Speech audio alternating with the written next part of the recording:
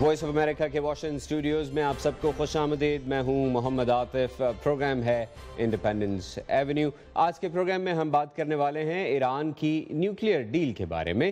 وہ nuclear deal جو ایران اور دنیا کی 6 عالمی طاقتوں کے درمیان طے پائی ہے، وہ معاہدہ جس کو سننے کے لیے امریکی کانگریس کے پاس 18 ستمبر تک کا وقت ہے، اور کانگریس میں اس بارے میں ایک ہیئرنگ ہوئی گزشتہ روز، جس میں امریکی secretary of state John Kerry, امریکہ کے ٹریجری سیکرٹری نے بھی شرکت کی، اور ان کے ساتھ امریکہ کے سیکرٹری برائے اردو میں اس کو کہنا چاہیے ویپنری بھی شامل تھے. تو اس ہیئرنگ میں جو کہ سینٹ کی فارن ریلیشنز کمیٹی نے کی، اس میں بہت ہی سخت رد عمل دیکھنے میں آیا ریپبلکن ارکان کی طرف سے، اور ساتھ میں کچھ ڈیموکریٹک ارکان بھی ایسے تھے جنہوں نے بڑے سخت سوالات کیے سیکرٹری کیری سے. یہ معاہدہ کیسے آگے چلے گا؟ اس معاہدے میں ابھی کیا کچھ ایسی چیزیں ہیں جن پر امریکہ میں اور دنیا بھر میں ڈیبیٹ ہونی ہے؟ لیکن اگر یہ معاہدہ اپروو نہیں بھی ہوتا کانگریس سے، تو پریزیڈنٹ اوباما یہ پہلے ہی کہہ چکے ہیں کہ وہ اپنے ویٹو اختیارات استعمال کر کے اس ڈیل کو سائن ضرور کر دیں گے اور امپلیمنٹ ضرور کر دیں گے. اس کے بعد کیا ہوگا؟ بنیادی سوالات جو آج کے پروگرام میں ہم نے ڈسکس کرنے ہیں وہ یہ ہیں کہ ایران پر سے جب پابندیاں ہٹ جائیں گی، معاشی پابندیاں، اقتصادی پابندیاں، ویپن ایمبارگو تقریباً 5 سال کے بعد اٹھے گا، اس لیے فوراً سے ایران بہت زیادہ ایسی پوزیشن میں نہیں ہوگا کہ وہ ایک دم سے اسلحے کا بہت بڑا خریدار بن جائے. لیکن ہمیں یہ ذہن میں رکھنا ہے کہ ایران کے بلینز آف ڈالرز ویسٹرن بینکوں میں فریز ہوئے تھے، وہ سارا پیسہ ایران کو ملنا شروع ہو جائے گا، اور اس پیسے سے جو کچھ بھی ہونا ہے وہ اس خطے میں بھی ہونا ہے، صرف ایران میں نہیں ہونا. ان تمام امور پر ہم نے بات کرنی ہے. ایران کے ہمسایہ ممالک، خطے کے کیا حالات ہوں گے اس ڈیل کے بعد، اسٹیبلٹی میں ایران کا کیا کردار ہوگا، خطے کی معیشت میں ایران کا کیا کردار ہوگا،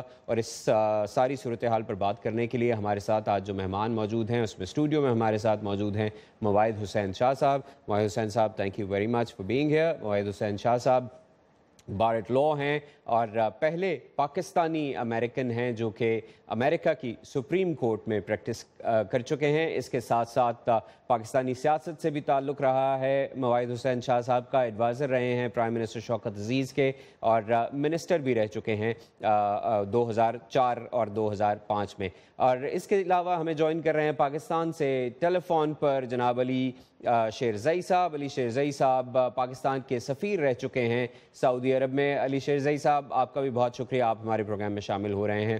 مواعد صاحب، پروگرام کے آغاز میں آپ سے بات چیت کا سلسلہ شروع کرنا چاہتا ہوں.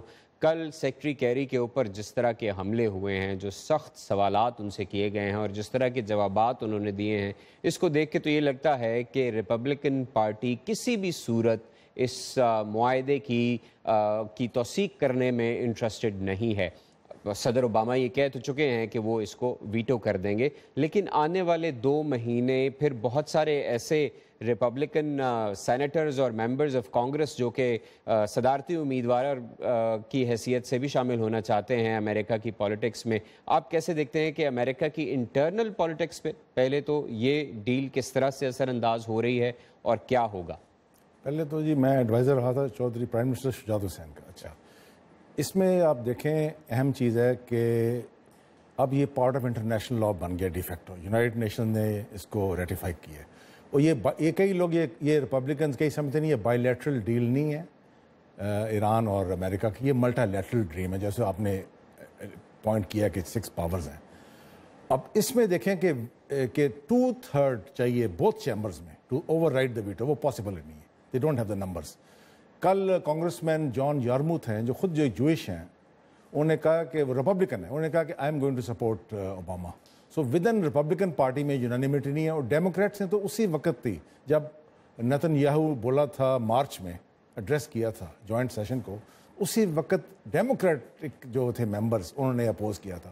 ان کے پاس ووٹ نہیں ہے. اب یہ چیز آگے جائے گی، اوور رائڈ کر نہیں سکتے. لیکن اس میں 2-3 پوائنٹ لگانا چاہتا ہوں بہت امپورٹنٹ، کہ جو لوگ اب ایک آرگنائزیشن بنی ہے citizens for nuclear free Iran, وہ 40 ملین خرچ کر رہے ہیں ٹو کل دا ڈیل.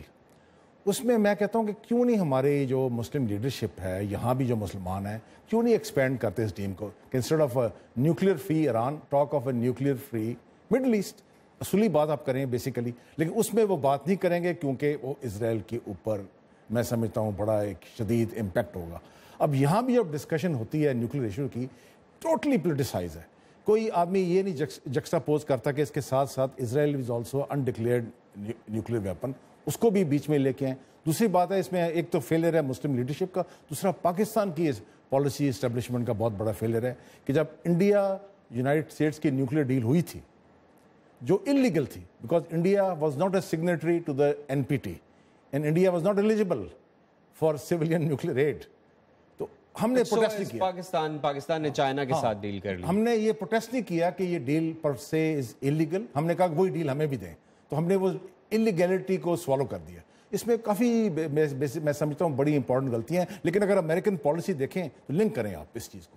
پہلے انہوں نے کوشش کی تھی چائنا کو سینکشن کرنے کی، پھر وہ نکسن گئے چائنا ایکسیپٹ کیا اور کارٹر نے ریکگنائز کیا، پھر کیوبا کو انہوں نے 56 ایئر سینکشن کیا کیوبا کو، اب کیوبا ایمبیسی کھلی ہے. تو میں سمجھتا ہوں اوباما ایک اچھا سٹیپ لیا ہے، اور ایک بیسیکلی ایک ناجائز لیگیسی تھی سینکشنز کی اور کنفرنٹریشن کی، اس کو وہ روک رہے ہیں. وہ تو ویسے پریزیڈنٹ اوباما نے بھی کہا ہے کہ امریکن ڈپلومیسی کی وکٹری ہے، اور ان کی پالیسی میں اب بظاہر یہ نظر آ رہا ہے کہ وہ ہتھیار کے بجائے ڈپلومیسی کو ترجیح دیتے ہیں اور اس کے ذریعے معاملات کو حل کرنا چاہتے ہیں. Coming back to the deal, coming back to the politics of اور around this deal in America, جیسے آپ نے کہا کہ ناممکن ہوگا، ریپبلکنز اس ڈیل کو نہیں بدل سکتے. سینیٹر مارکو روبیو نے کل یہ جب ہیئرنگ ہو رہی تھی تو اس وقت کہا ایک مرتبہ پھر سے کہ ایران کو یہ خیال رکھنا چاہیے کہ جو ہی صدر اوباما آفس سے نکلیں گے یہ ڈیل منسوخ کر دی جائے گی. Now 2 questions. کیا ریپبلکن صدر آ سکتا ہے اگلے انتخابات میں؟ ہاؤس اور سینٹ میں ان کی برتری ہے، اور اگر آ جاتا ہے تو بہت سارے لوگ جو اب یہ دعویٰ کر رہے ہیں کہ یہ ڈیل منسوخ کر دی جائے گی، کیا یہ ممکن بھی ہوگا؟ کیونکہ صرف امریکہ کی یہ ڈیل نہیں ہے، اس میں فرانس، رشیا، جرمنی، چائنا بھی شامل ہیں. بڑا فرق ہوتا ہے کیمپین کرنا اور گورننس کرنا. روبیو کو تو چانس ہی نہیں جیتنے کا. 7%، آج اس کا انٹرویو سنا تھا میں نے CBS میں، اس کی تو 7% ہے پاپولیرٹی، اس کے تو ود ان ریپبلکن پارٹی میں اس کا اسٹیچر نہیں ہے. نارملی کبھی نہیں ہوا کہ ایک دوسرا پریزیڈنٹ آ کے ریورس کرے ایک پریزیڈنٹ کا ایکشن.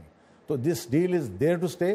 اور کوائٹ لیول پہ امریکن لوگوں کا، کل وہ انہوں نے ایک سروے تھا پبلک سروے کہ 57% امریکن لوگ اس ڈیل کو سپورٹ کر رہے ہیں. اور ملٹری بھی، امریکن ملٹری، یہ لوگ بھول رہے ہیں، اس چیز کو بھول رہے ہیں کہ امریکن ملٹری نے 2 ناکام ایڈونچرز کیے ہیں عراق میں اور افغانستان میں. دیر از نو ایپیٹائٹ.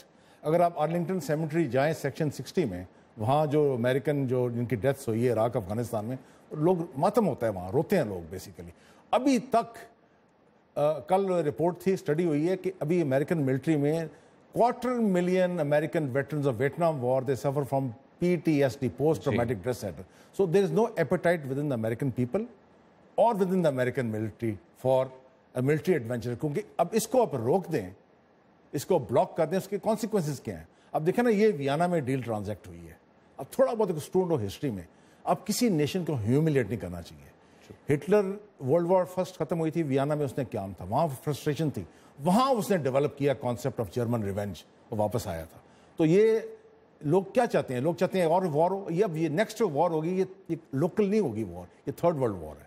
جی، اور ویسے بھی اس خطے میں جس طرح کی فورسز ابھر چکی ہیں، جس طرح کی پراکسیز چل رہی ہیں، اس خطے کے لیے ایک چھوٹی سی بھی کوئی 2 ممالک کی اگر جنگ ہوگی تو وہ خاصی خطرناک شامل ہوگی. اور یہ اسی خطے کی صورتحال پر ہی آتے ہوئے شیرزئی صاحب کو پروگرام میں شامل کرتے ہیں. شیرزئی صاحب، آپ کے خیال میں اس ڈیل کے بعد ایران کی ظاہری بات ہے معاشی حالات مستحکم ہونا شروع ہو جائیں گے، آپ کو کیا لگتا ہے کہ اس ڈیل کے بعد ایران کا خطے میں کیسا کردار ہوگا، خطے کی سٹیبلٹی میں خاص طور پر جو ایران پر الزامات لگتے ہیں پراکسیز کو فنڈ کرنے کے، آپ کے خیال میں کیا ایران یہ جاری رکھے گا یا کچھ تبدیلی ہوگی؟ Thank you very much. میرا اپنا ذاتی خیال یہ ہے کہ Iran has by now realized کہ اس قسم کی جو ایڈونچرزم ہے یہ کام نہیں کرے گی، اور یہ جو پراکسی وارز وغیرہ کرا رہے ہیں اس کا بھی کوئی ایران کو کوئی خاطر خواہ فائدہ نہیں ہوا ہے. تو میرا خیال ہے کہ یہ دونوں امریکہ کے لیے، یورپین پاورز کے لیے اور ایران کے لیے سب کے لیے یہ ایک ون ون سچویشن ہے، اور اس سے ایران کو یہ موقع مل جائے گا کہ اس کی جو آئسولیشن، انٹرنیشنل آئسولیشن ہے وہ ختم ہو جائے گی، اور اس کے ساتھ امریکن لیڈرشپ میں اور امریکن آرمی میں جو ٹینشن تھی اگینسٹ ایران وہ بھی ختم ہو جائے گی. تو I think it is a win-win situation for both the parties. اور Iran I think by now has learned a lesson کہ اس قسم کے جو پراکسی وارز ہیں یا ایڈونچرزم ہیں اٹ کی ناٹ ورک انڈیفینیٹلی.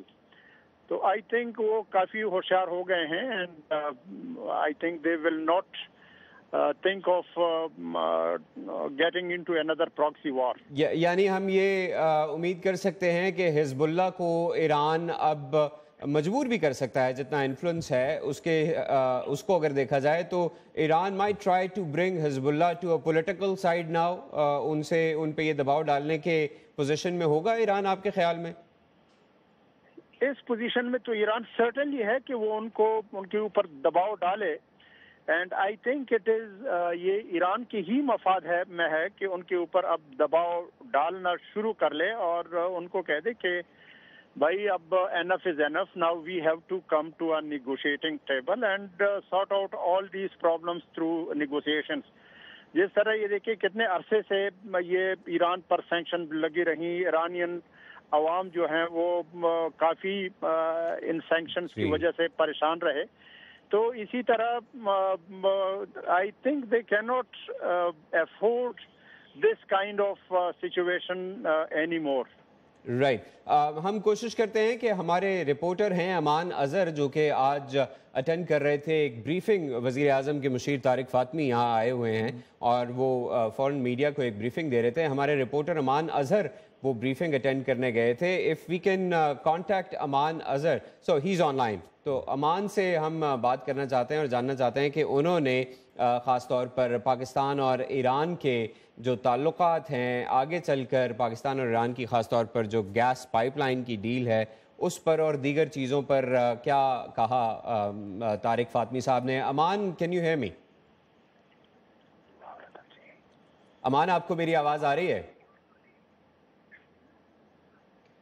میرا خیال ہے ان سے رابطہ شاید ابھی صحیح طرح نہیں بن پا رہا. ہم واپس آتے ہیں امان کی طرف. کنٹرول روم جو ہی امان ریڈی ہوں تو مجھے ضرور بتائیے تاکہ ہم امان سے بھی بات کر سکیں.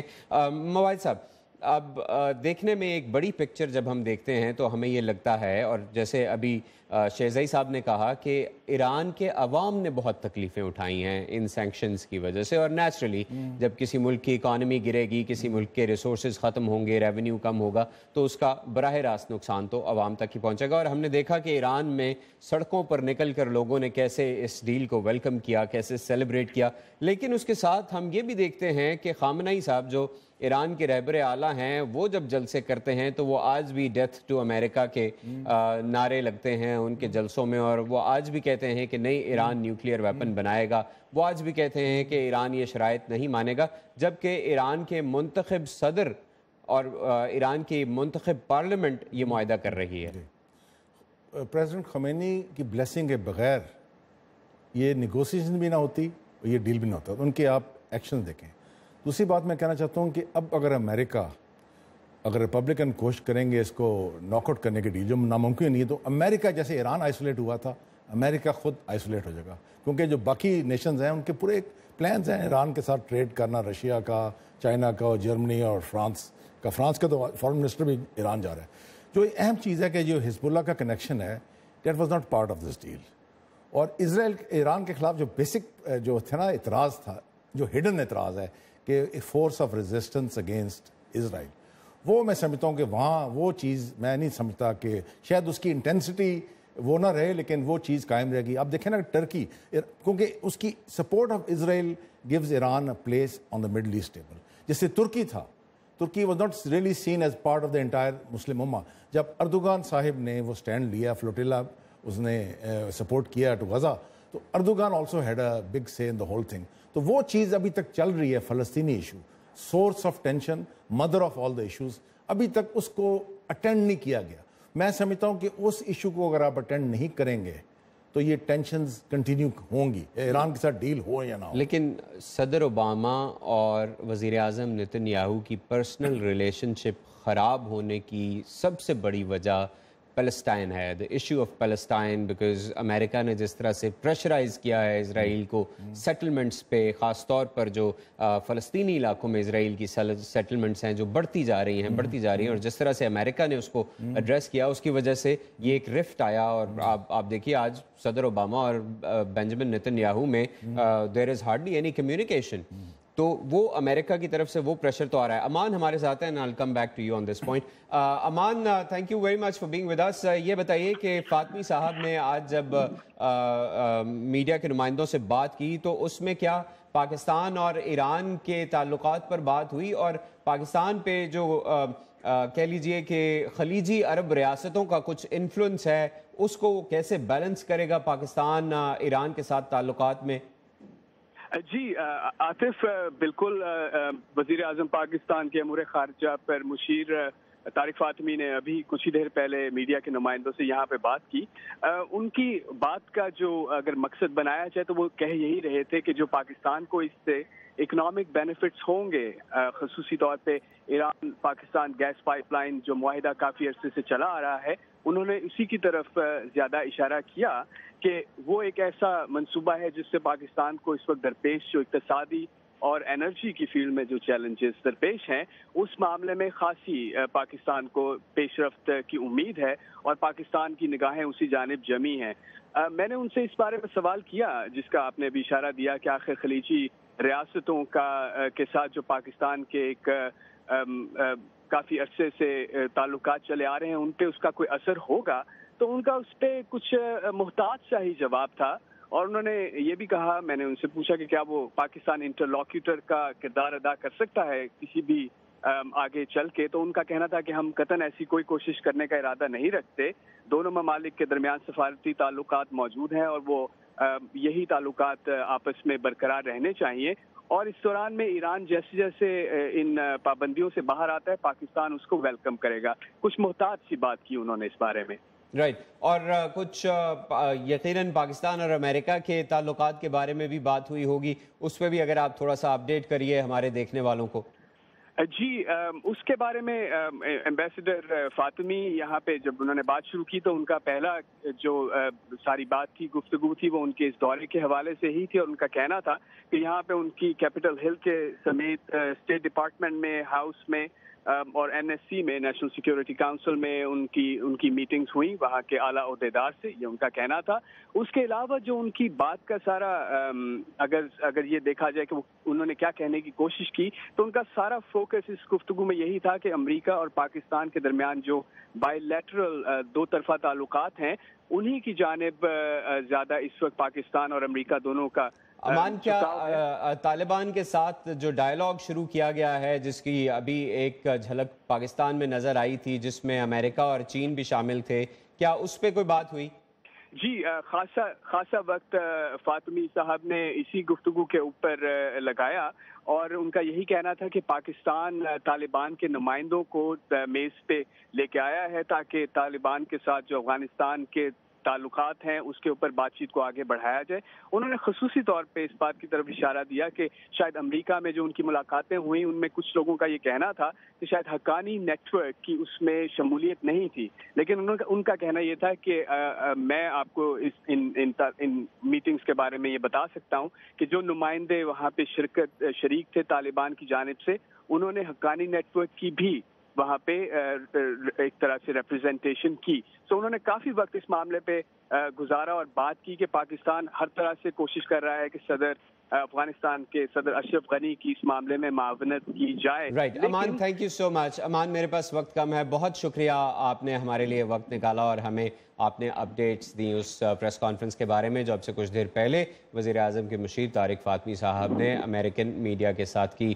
کمنگ بیک ٹو شیر زئی صاحب، شیر زئی صاحب، ایران کے ساتھ جو کچھ بھی معاملات طے ہونے ہیں اب آنے والے دنوں میں، اس میں آپ کیا سمجھتے ہیں کہ کیا پاکستان پر جو یہ خلیجی عرب ریاستوں کا انفلوئنس ہے کیا وہ ویسے ہی برقرار رہے گا، اور کیا پاکستان اس انفلوئنس کو ایک طرف رکھ کر اپنی ایک آزادانہ خارجہ پالیسی کے تحت آگے بڑھ سکے گا ایران کے ساتھ تعلقات کو آگے لے کر چلنے کے لیے؟ بات یہ ہے کہ ایران پاکستان کا ایک ہمسایہ ملک ہے، اور پاکستان کی ہمیشہ کوشش رہی ہے کہ جتنی بھی ہمارے ہمسائے ہیں، افغانستان ہے یا ایران ہے یا بلکہ ہمارا جو دشمن ہے ہندوستان، اس کے ساتھ بھی اچھے تعلقات قائم کیے جائیں اور ہر طرح سے انڈرسٹینڈنگ کو فروغ دیا جائے۔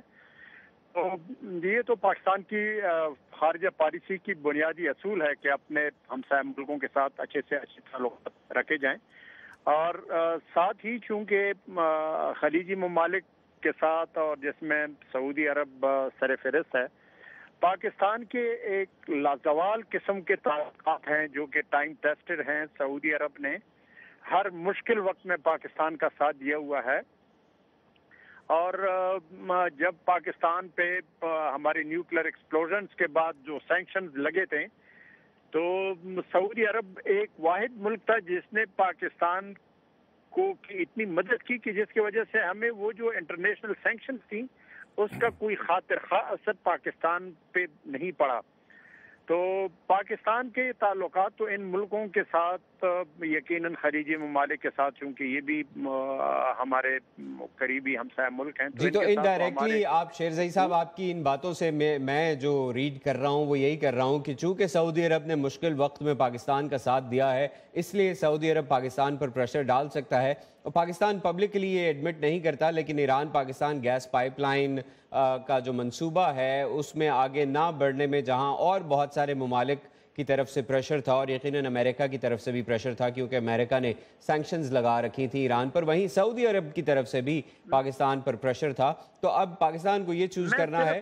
میں صرف یہ ایڈ کروں گا کہ جی پاکستان پریشر سعودی عرب پہ نہیں ڈالے گا۔ پاکستان کی ہمیشہ یہ کوشش رہی ہے کہ ایران اور سعودی عرب کے درمیان کچھ انڈرسٹینڈنگ پیدا کی جائے، تو وہ تو پریشر پاکستان کبھی نہیں ڈالے گا سعودی عرب پر، اور نہ کبھی ڈالا ہے، تو that is out of question. میرا خیال ہے آپ شاید صحیح سمجھ نہیں پائے، میں یہ کہہ رہا تھا کہ سعودی عرب پاکستان پہ پریشر ڈالے گا۔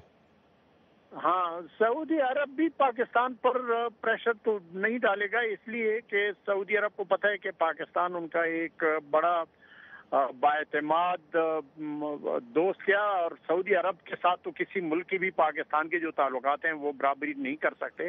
اس کا آپ کو پتہ ہے کہ ہمارے وہاں پہ حرمین شریفین ہے جس کے لیے ہر ایک مسلمان کٹ مرنے کو تیار ہے، تو سعودی عرب کے ساتھ تعلق ایک الگ قسم کے تعلقات ہیں جس کا موازنہ کسی بھی دوسرے ملک کے ساتھ نہیں کیا جا سکتا۔ یعنی آپ یہ کہنا چاہتے ہیں کہ سعودی عرب کے جو تعلقات ہیں پاکستان کے ساتھ، ان کو پاکستان ایران تعلقات کے ساتھ کمپیئر نہیں کیا جا سکتا، یہ موازنہ نہیں کیا جا سکتا۔ مواعد شاہ صاحب، سرٹنلی نہیں کیا جا سکتا، بالکل یقین نہیں کیا جا سکتا، اس لیے کہ ایک تو پاکستان کے جو تعلقات ہیں right from its inception with Saudi Arab, تو وہ ہمیشہ سعودی عرب نے ہر خواہ کشمیر کا ایشو ہو، خواہ افغانستان کا ایشو ہو، خواہ ہمارے ارتھ کویکس ہو یا فلڈز ہوں، ہر چیز میں سعودی عرب has always been in the forefront. Let me go to شاہ صاحب فرسٹ، اور میں آپ کے پاس واپس آؤں گا۔ شاہ صاحب، ایک اس خطے میں ایک شیعہ انسرجنسی بھی ہے جو یمن میں جاری ہے اور بڑے زور و شور سے جاری ہے، جس کا واحد پرومیننٹ مقابلہ سعودی عرب کر رہا ہے۔ ایک طرف حوثی قبائل ہیں، ان کے ساتھ ملی ہوئی پرانی حکومت ہے، اور دوسری طرف سعودی عرب ہے اور جو نئی حکومت الیکٹ ہوئی تھی یمن میں۔ آپ کیا سمجھتے ہیں یہ ڈیل ہو جانے کے بعد اب وہ انسرجنسی جو عرب خاص طور پر خلیجی عرب ریاستوں کے لیے ایک بڑا چیلنج بن سکتی ہے، اگر بحرین میں بھی ایک بہت بڑی شیعہ کمیونٹی آباد ہے اور اس کے ساتھ ساتھ دیگر جتنی یہ خلیجی عرب ریاستیں ہیں ان میں شیعہ کمیونٹی ہے، جو کہ یہ بھی ماننا پڑے گا کہ بعض اوقات اس کو بہت زیادہ سپریس بھی کیا جاتا ہے۔ آپ کیسے دیکھتے ہیں اس کو؟ مجھے اب یاد آ رہا ہے کنگ فیصل وہی وارننگ دیتے تھے کہ ڈیوائڈ اینڈ کانکر سے بچیں۔ فیصل ہی تھے جنہوں نے اسلامک کانفرنس کو فاؤنڈ کیا 1969 میں، وہ فیصل ہی تھے جنہوں نے آئل ایمبارگو امپوز کیا ویسٹ میں، وہ فیصل ہی تھے جنہوں نے اسلامک سمٹ کنوین کی یا کال کی، آرکیٹیکٹ تھے لاہور میں، سب سے بڑی اسلامک سمٹ ہے۔ اب ان کے جانے کے بعد آپ یہ دیکھ لیں کیا ہو گیا کہ ہر مسلم ملک میں لڑائی جھگڑا آپس میں ان فائٹنگ اور یونائٹڈ وائس ہی نہیں ہے. میں یہ ریکویسٹ کرتا ہوں کہ جہاں اس وقت جو اسلامک کانفرنس ہے 57 کنٹریز ہیں, 57 کنٹری بیسز اس کا ہے ابھی جدہ میں, یہ ریوائیو کیا جائے.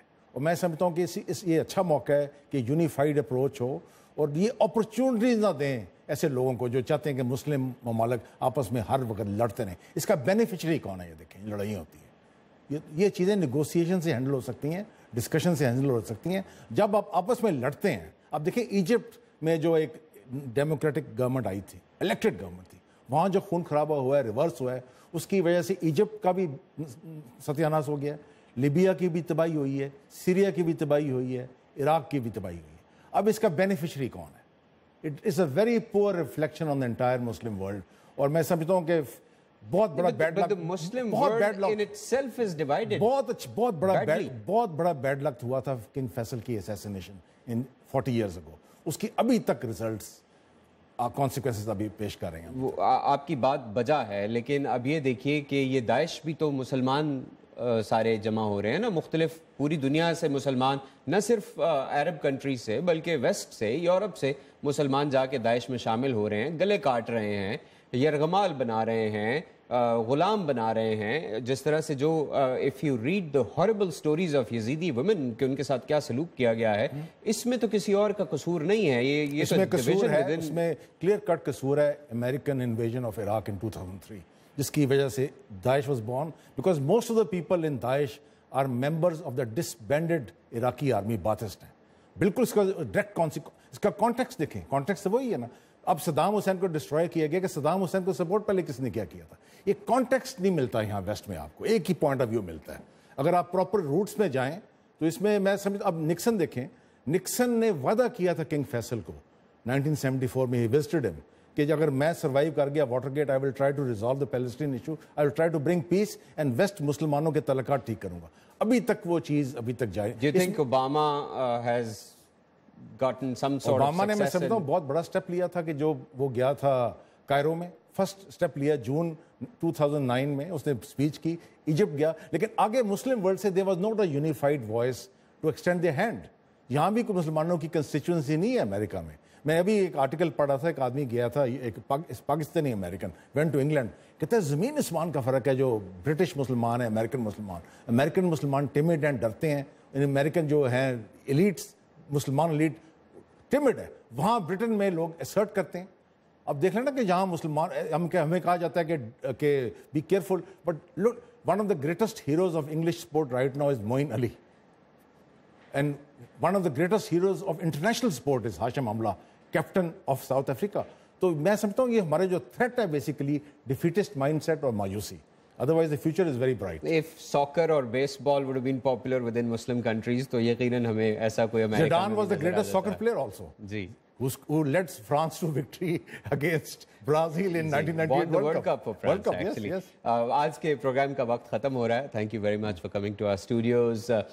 علی شیرزئی صاحب, آپ کا بھی بہت شکریہ, آپ ہمارے پروگرام میں شامل ہوئے. ہمارے آج کے پروگرام کے بارے میں اگر آپ اپنی رائے ہمیں دینا چاہیں تو ہمیں ای میل کیجیے گا, یا پھر ہماری ویب سائٹ وزٹ کیجیے www.urduvoa.com. محمد عاطف کو آج کے پروگرام سے اجازت دیجیے. اپنا خیال رکھیے گا, اگلے ہفتے پھر ملاقات ہوگی. اللہ حافظ.